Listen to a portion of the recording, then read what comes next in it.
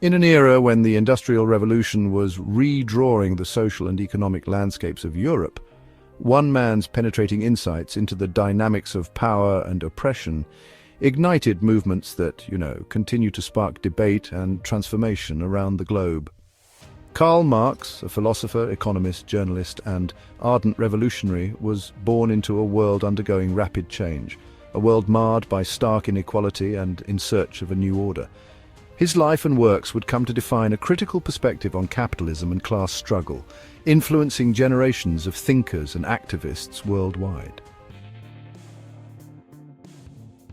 Karl Marx was born on May 5, 1818, in Trier, a modest city in the Prussian Rhineland, enriched by its storied Roman past and scarred by the recent upheavals of Napoleonic rule.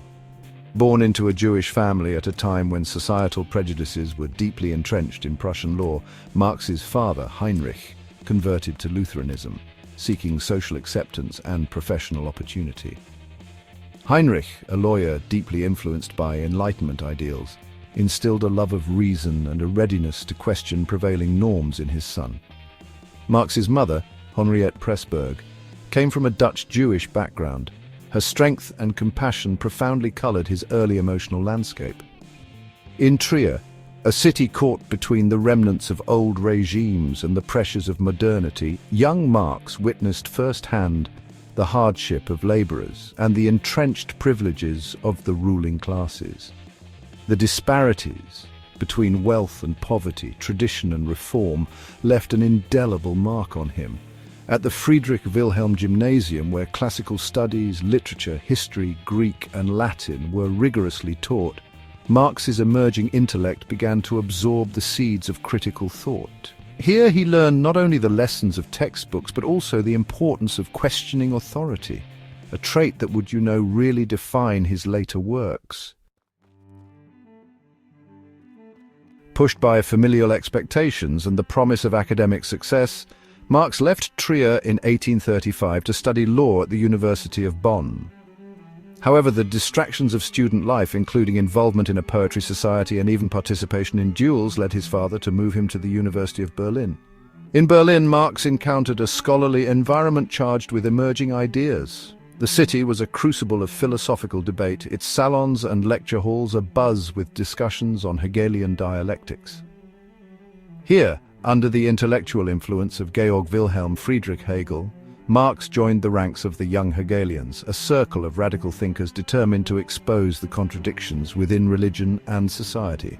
Immersing himself in Hegel's dialectics, Marx was forced to grapple with abstract ideas about progress, self-consciousness, and the unfolding of history. In 1841, he completed his doctoral dissertation, The Difference Between the Democritean and Epicurean Philosophy of Nature, a work that, while scholarly, hinted at the materialist leanings that would later define his approach. Even then, the pursuit of a deep critical understanding of the natural and social worlds took precedence over mere academic accolade. The early 1840s proved to be a transformative period both intellectually and personally. In 1843, Marx married Jenny von Westphalen, a woman of notable intellect and conviction from an aristocratic Prussian household. Their union, forged in love despite societal reservations about Marx's radical ideas and modest origins, soon became a meeting of minds and souls. Jenny was not only his partner, but also his confidant and editor, a vital support as Marx navigated the treacherous waters of exilic existence. Shortly after their wedding, the couple relocated to Paris, where political repression had softened in comparison to the conservative grip of Prussian society. In Paris, Marx began his career as a journalist by editing a liberal newspaper, allowing him to combine his passion for writing with his growing political consciousness. It was in this tumultuous environment that Marx met Friedrich Engels in 1844, commencing a friendship and intellectual collaboration that would prove decisive. Engels, who had witnessed the grim realities of industrial exploitation while observing the factories of Manchester, brought both critical insight and much-needed financial support. Their collaboration would produce some of the most influential works in political thought. The lives of Marx and his family were marked by continual upheavals. Expelled from France for his radical activities, Marx found refuge in Brussels, only to be forced again to relocate as governments clamped down on dissent. Throughout this period, the Marx family endured severe financial hardship. Despite Jenny's constant efforts to support the household amidst the spectre of poverty, exacerbated by the loss of children to illness, the strain never dampened Marx's resolve to critique the capitalist order that perpetuated such misery. The period between the early 1840s and the early 1850s marked the crucible in which Marx's critical ideas were forged.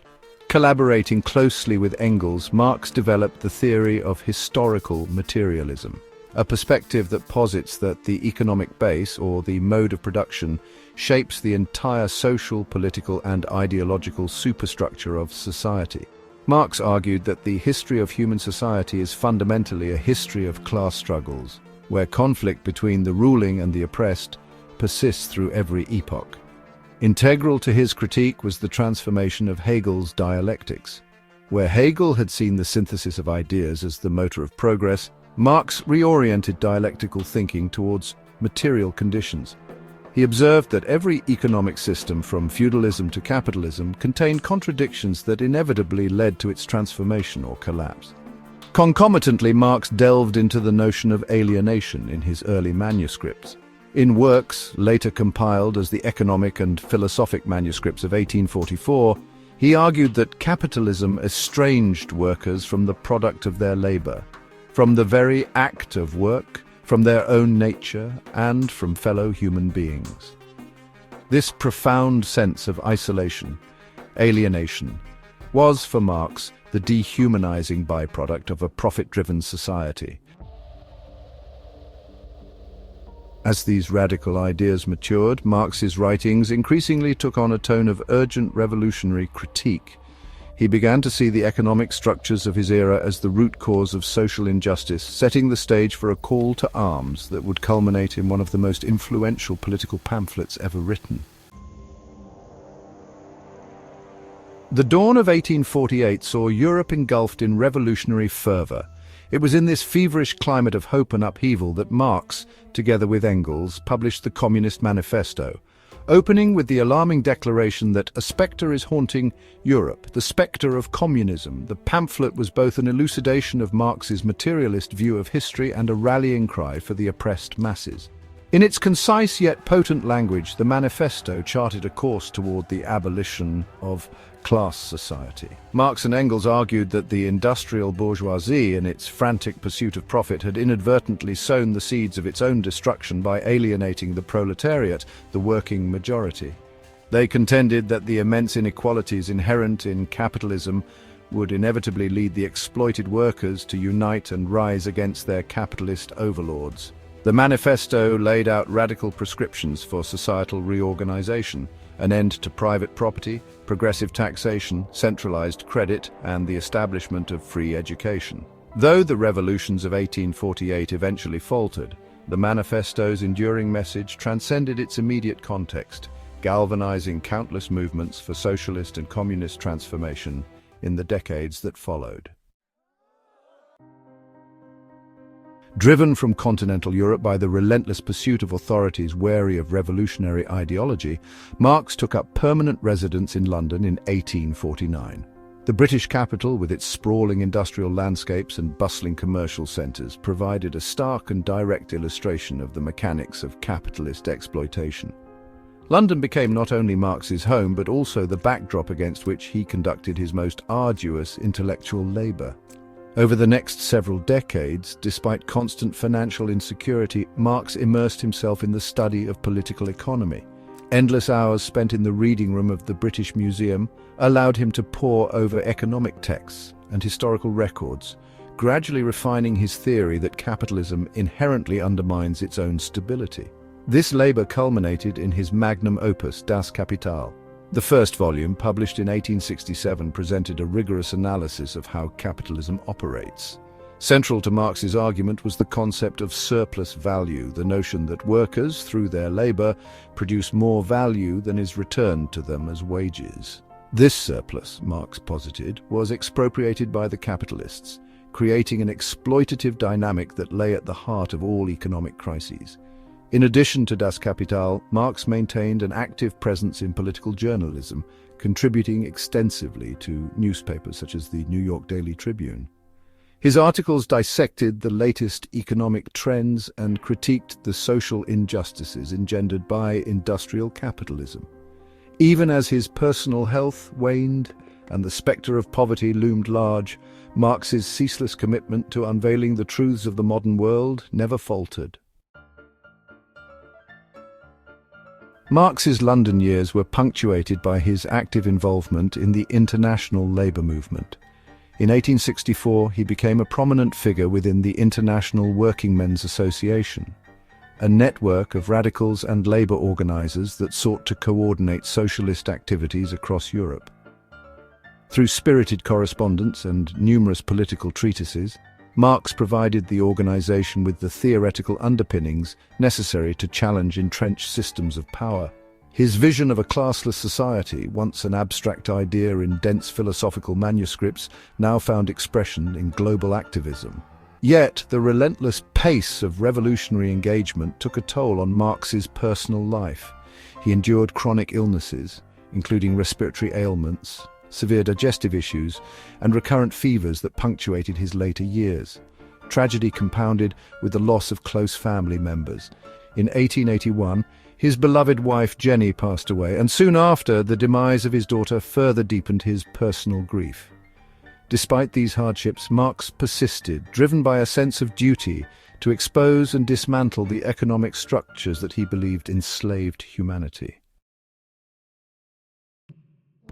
On March 14, 1883, Marx quietly passed away in London. His modest funeral at Highgate Cemetery attracted little public attention at the time, yet in the years that followed, his gravesite became a pilgrimage destination for theorists, activists, and revolutionaries alike, a testament to the enduring power of his ideas.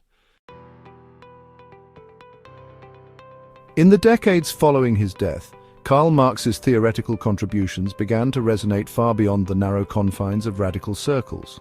The Russian Revolution of 1917, which drew heavily on Marxist ideology, marked the first major attempt to translate Marx's ideas into the governance of an entire state. Although interpretations and implementations of Marx's theories varied widely, sometimes leading to regimes marked by repression and excess, the fundamental questions he raised about class, inequality, and the nature of economic power retained their force. Academically, Marx's works gave birth to entire fields of study. Sociology, political science, and critical theory all owe a debt to his incisive analyses of capitalist society. Concepts such as historical materialism, dialectics, and alienation continue to frame debates about globalization, economic crises, and the struggle for human dignity. Intellectually, Marx inspired a vast and diverse body of literature and debate. In universities and political salons around the world, his work is both critiqued and celebrated as a beacon of hope for those in search of a more just society and, as a cautionary tale about the limitations of grand ideological projects. Karl Marx was a man defined by contradictions, a brilliant mind who endured personal misery and poverty, a revolutionary thinker who championed both radical change and deep human empathy. In his lifetime, he strived not merely to interpret the world, but to change it fundamentally. His life story, woven with personal sacrifice, intellectual rigor, and an unwavering commitment to his principles, well, it continues to inspire and challenge those who question the status quo. As debates over economic inequality and social justice persist, the legacy of Karl Marx endures, reminding us that in every age, the call for a fairer and more equitable world is as urgent as ever.